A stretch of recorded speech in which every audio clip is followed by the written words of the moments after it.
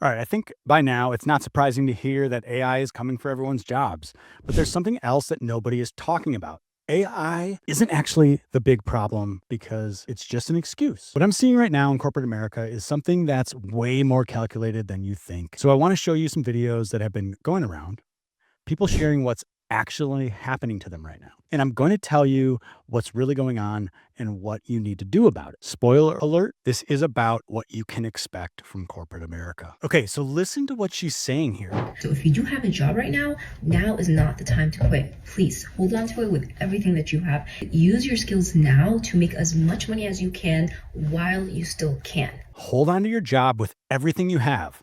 Make as much money as you can while you still can. And while I think that's all in good intentions, there's a big problem with this.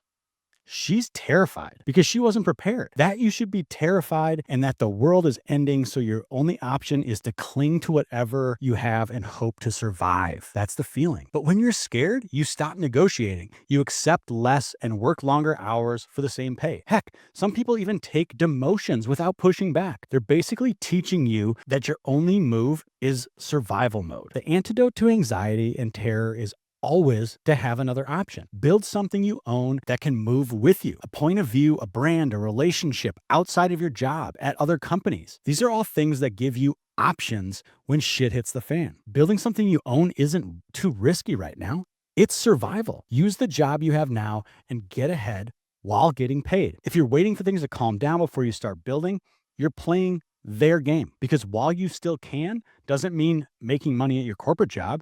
It means using your corporate salary as a safety net to build something that's actually yours. Executives can say these layoffs are from AI all they want. You need to know that something much worse is happening. Let's rewind back to 2020 when remote work enables national talent competitions. And companies are spending a lot on salary to keep talent from one another, not because they actually need them. And so to stay competitive, salaries had to skyrocket along with job titles. Cut to now, and AI has given them the perfect excuse to reset the market in more ways than one. They slowly start doing thousands of layoffs, effectively ending the Great Resignation. People are clinging to their jobs even though the layoffs and hiring freezes have them doing more work for the same pay. And when they do hire for the roles they need, the salary has dropped. And the people that do stay are also conveniently getting new titles. In the past few months, I have seen more examples of this than I ever have. An SVP down to a director down to a manager, all without change in responsibility. Sure, the salary stays the same, but it is effectively a demotion on your resume. So here's what I believe happens next. Many companies are moving towards the idea of a skills-based organization. They hire the exact talent when they need it, and they drop that talent when they're done. The gig economy is going to make up a much larger portion of work,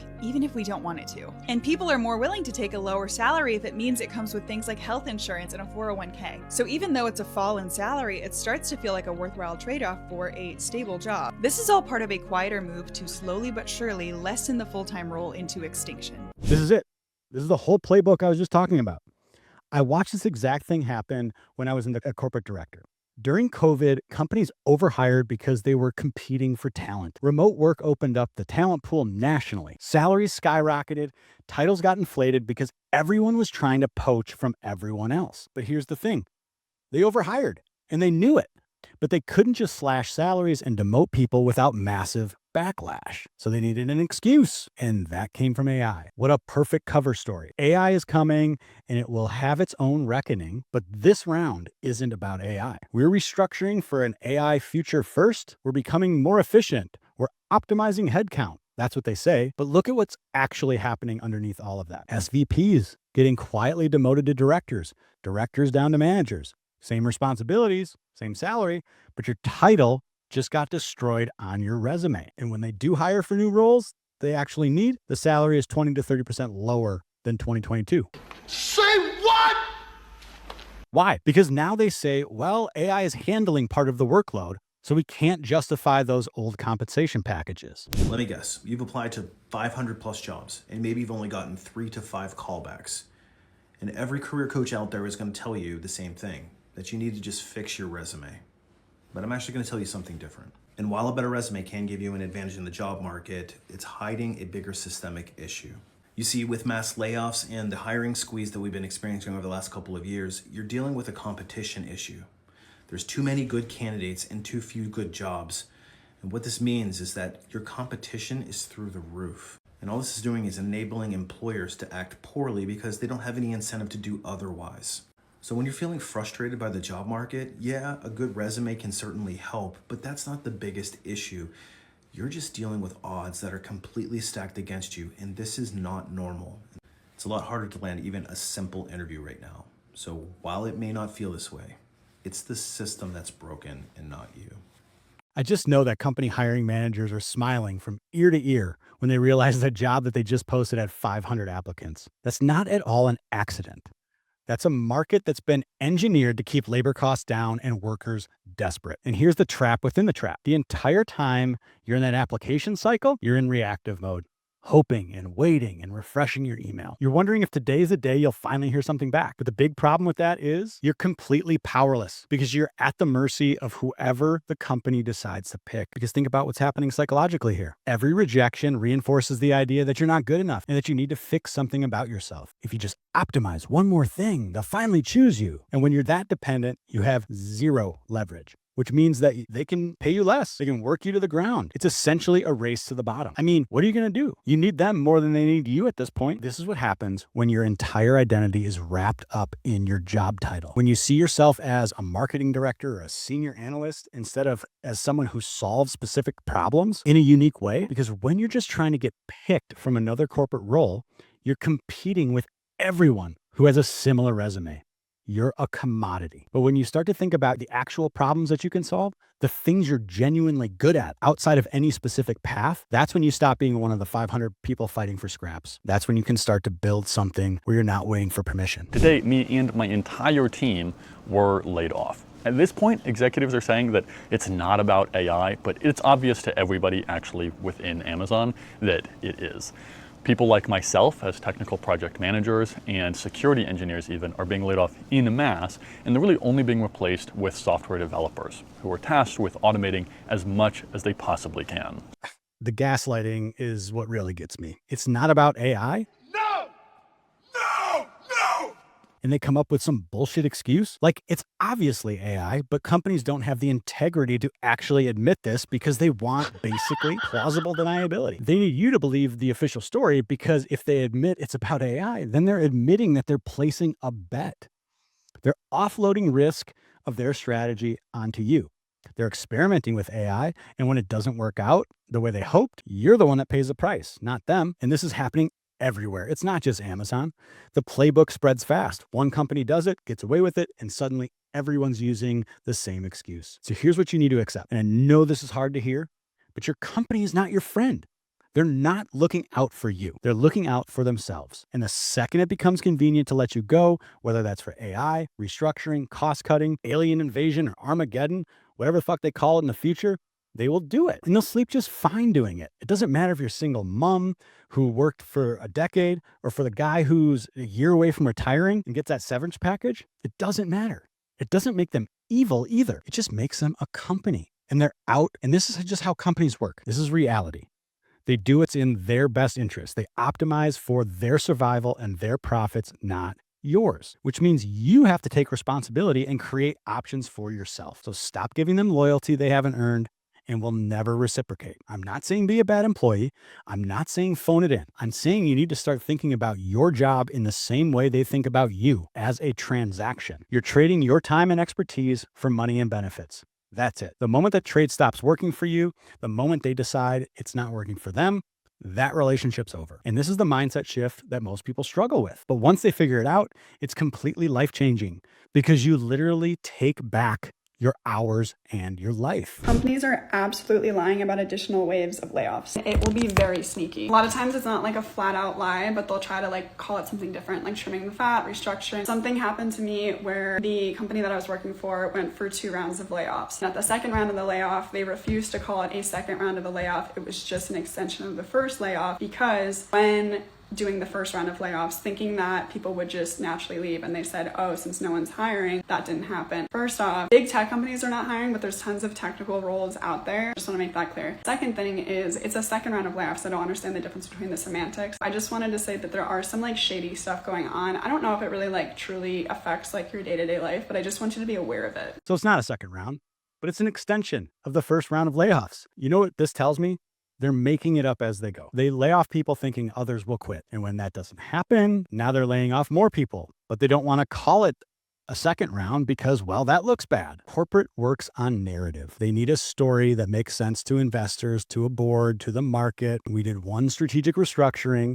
That sounds controlled. It sounds planned. It sounds competent. We're doing multiple rounds of layoffs because we screwed up our headcount planning. Sounds chaotic and incompetent. So they play a semantic game to protect the narrative. But your life isn't a narrative. Your mortgage isn't a narrative. Your family's stability isn't a narrative. And this is the fundamental disconnect between how they see this and how you experience it. To them, you're just a line item on a spreadsheet, part of a story that they need to tell Wall Street. To you, this is everything: your income, your identity, your sense of security. And the fact that they won't even be honest about what they're doing, that they're playing word games while your life is on the line, that should tell you everything you need to know about how much they actually value you at the end of the day. So the question becomes, how much longer are you going to build your entire life on something controlled by other people who see you this way? I got laid off today. After I moved here for only 4 weeks, I got laid off. I don't even know how I feel right now.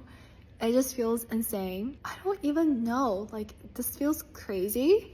And I literally moved across the country for this job. You uproot your life for us, and we'll give you that stability in return. And they broke the agreement in a month. This is the broken promise I've been writing about over and over on Substack. Now, here's what really bothers me about this. Somewhere in that company, there was a person, probably several people, who interviewed her, sold her on the opportunity, convinced her to move across the country. They knew they were asking her to make a massive life decision. And either they knew the layoffs were coming and didn't tell her, or they had no idea on their own, and they had no idea that the company was about to limit her role. Either way, she got screwed.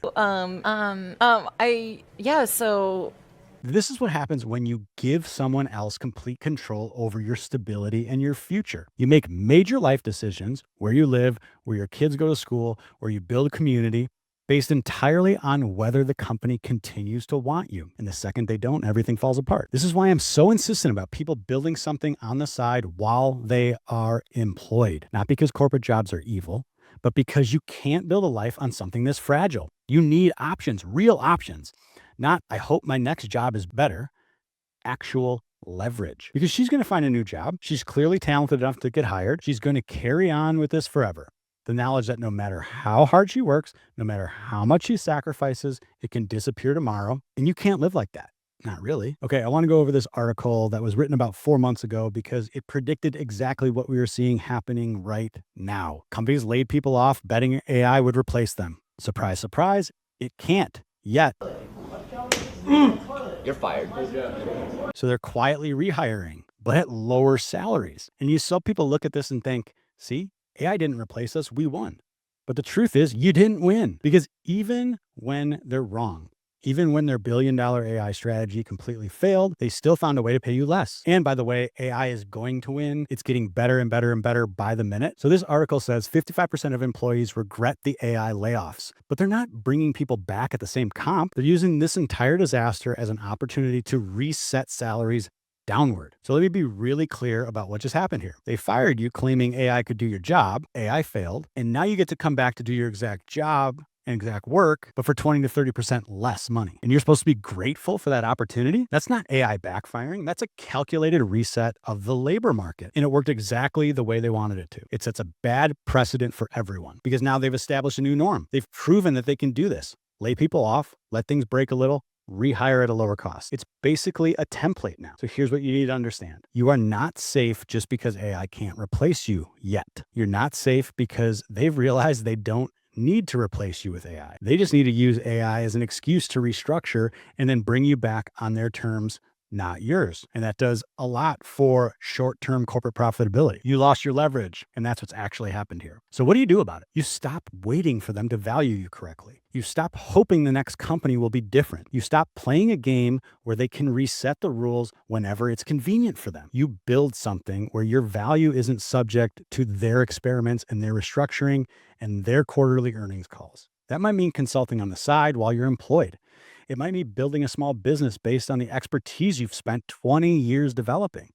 It might just mean having real conversations with people in your network about problems you could actually help them solve on your own. But it has to be something where you're not completely dependent on one company or one system that's proven they'll sacrifice you for the second it's convenient, because they just showed you exactly what they're willing to do. They'll gamble your livelihood, they'll fail, and they'll still make you pay for that mistake.